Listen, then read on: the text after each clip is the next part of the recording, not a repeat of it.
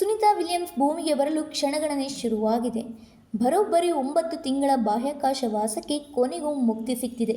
ಕೋಟಿ ಕೋಟಿ ಜನರ ಪ್ರಾರ್ಥನೆ ಹಾಗೂ ವಿಜ್ಞಾನಿಗಳ ಶ್ರಮದ ಫಲವಾಗಿ ಸುನಿತಾ ವಿಲಿಯಮ್ಸ್ ಹಾಗೂ ಬಜ್ ವಿಲ್ಮೋರ್ ಭೂಮಿಗೆ ವಾಪಸ್ಸಾಗ್ತಿದ್ದಾರೆ.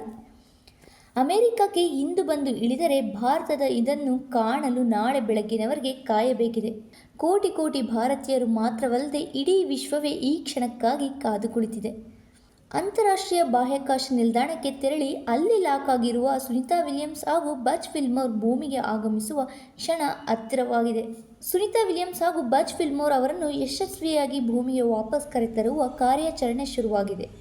ನಾಸಾ ಮಾಹಿತಿಯ ಪ್ರಕಾರ ಅಮೆರಿಕದ ಫ್ಲೋರಿಡಾ ಕರಾವಳಿಯ ಬಳಿ ಅಲ್ಲಿಯ ಕಾಲಮಾನದಂತೆ ಇಂದು ಸಂಜೆ 5:57ಕ್ಕೆ ಭೂಮಿಗೆ ಲ್ಯಾಂಡ್ ಆಗಲಿದ್ದಾರೆ.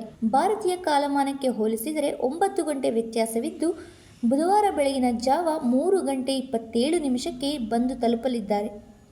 ನಾಸಾ ಇದರ ಲೈವ್ ಕವರೇಜನ್ನು ನೀಡಲಿದೆ.